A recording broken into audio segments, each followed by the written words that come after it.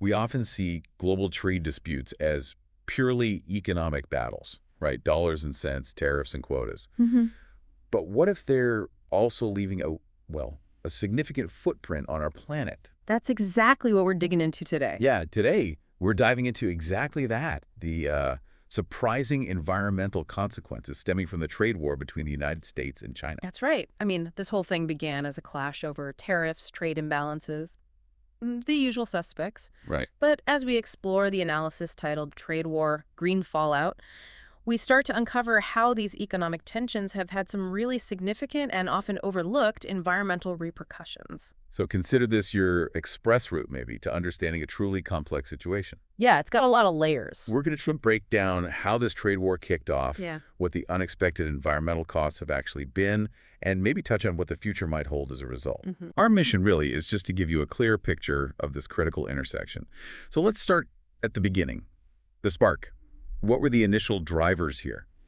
Well, the main catalyst really kicked things into high gear in 2018. That's when the U.S. began imposing tariffs on, well, a pretty wide range of Chinese imports. And the reasoning behind that was, The justification centered on what the U.S. administration at the time called unfair trade practices, and also the, let's say, persistent issue of intellectual property theft. okay, The aim, from the U.S. perspective, was presented as creating a more level playing field, economically speaking. and predictably, China didn't just sort of take that lying down. Oh, definitely not. They responded pretty swiftly with their own retaliatory tariffs on American goods. Right, tit for tat. Exactly. And this immediate reciprocal action really escalated the whole situation, setting the stage for, well, a sustained period of economic friction between these two major global players. It sounds like it quickly became a cycle then. Yeah, Retaliation breeding more retaliation. it did. And initially, certain sectors felt the impact most acutely, right away. Industries like steel and aluminum were among the very first to be significantly affected by these new tariffs. But it didn't stop there, did it? I remember it feeling like it kept expanding. No, it definitely didn't stop there. What's striking is how rapidly the scope of this conflict widened. It wasn't just about raw materials for very long at all. So where did it spread?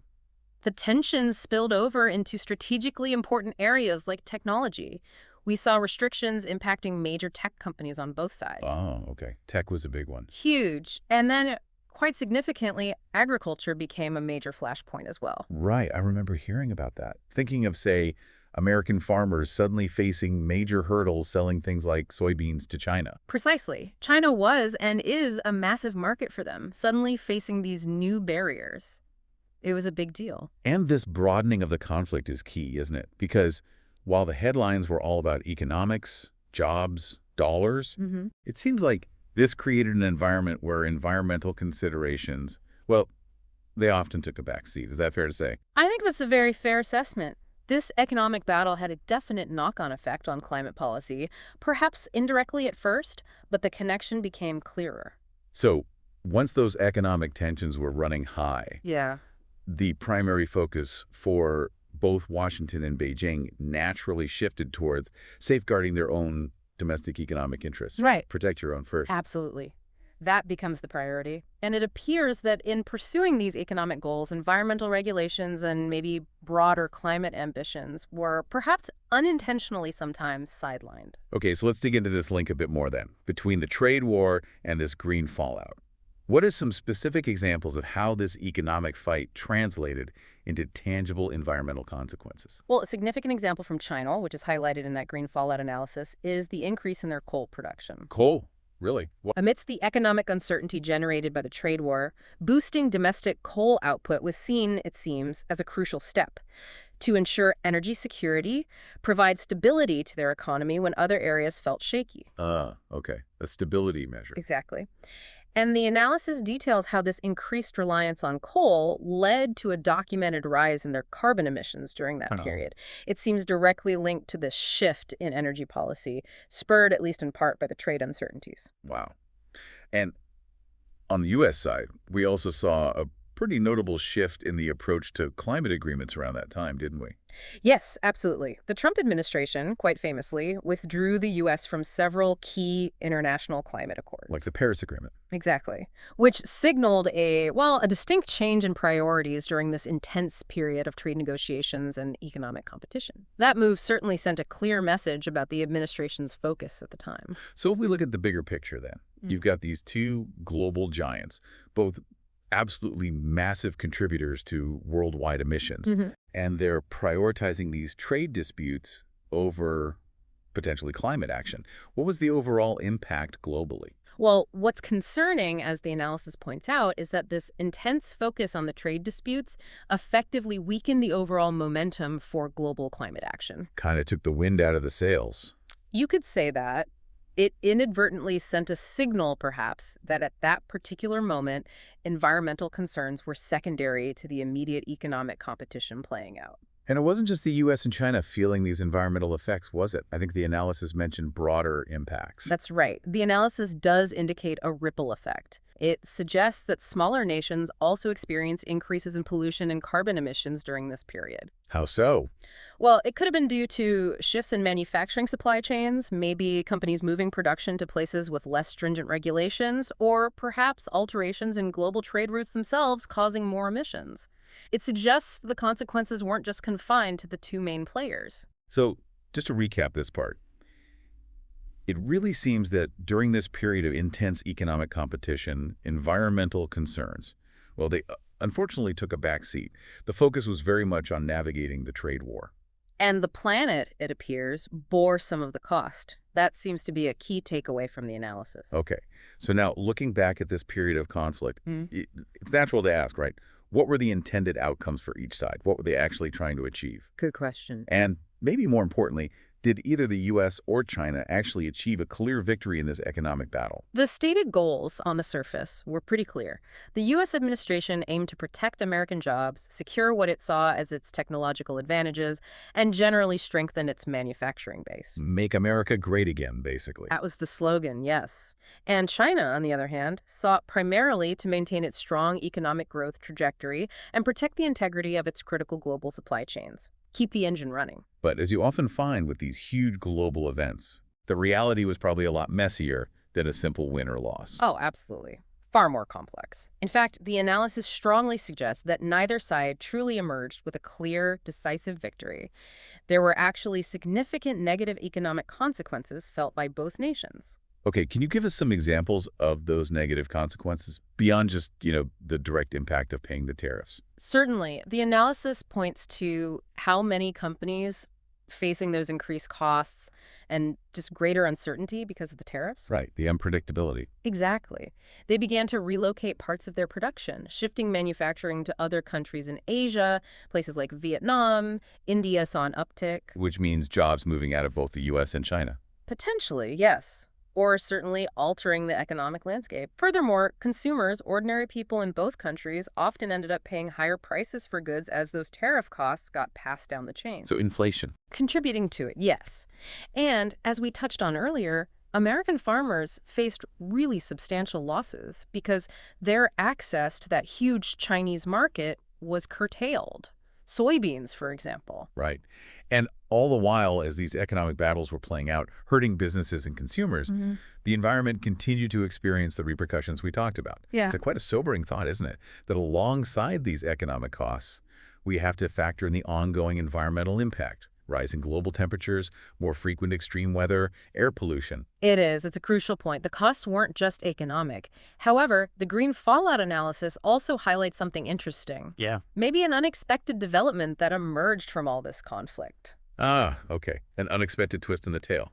Tell us more.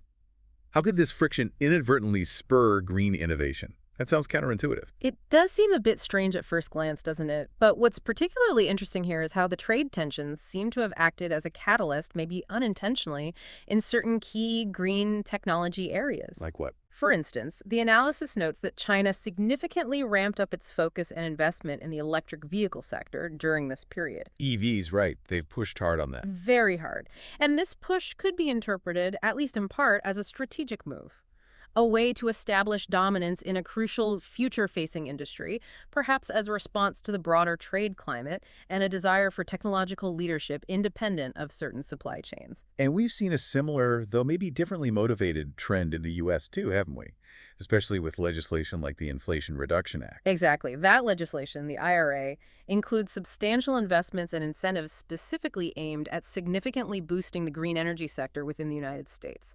Renewables, EVs, battery tech. So it's like a new kind of competition has emerged from the old one. That's one way to look at it. In a surprising turn of events, climate technology itself is increasingly becoming a new arena for geopolitical competition. A green tech race. You can almost describe it that way. We're seeing what looks like a race to develop, deploy, and maybe control crucial technologies in sectors like wind power, solar energy, electric vehicles, and especially the essential battery storage solutions needed to make renewables work consistently. Wow.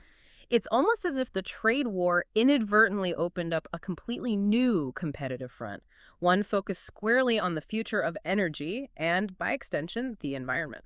So as we bring this deep dive towards a close, it really leaves us with some pretty significant questions to ponder, doesn't it? It certainly does. Is the environmental fallout we've been discussing here, Yeah. is it just an unfortunate but maybe temporary side effect of good old-fashioned economic warfare? Or, and this is the other side of the coin, considering this increased focus on green technology you just mentioned, could this trade-related tension actually be ushering in a new era of global competition? Maybe a kind of green Cold War, where the stakes aren't just economic or political dominance, but the actual future of our planet's environment. That's a stark contrast to consider, isn't it?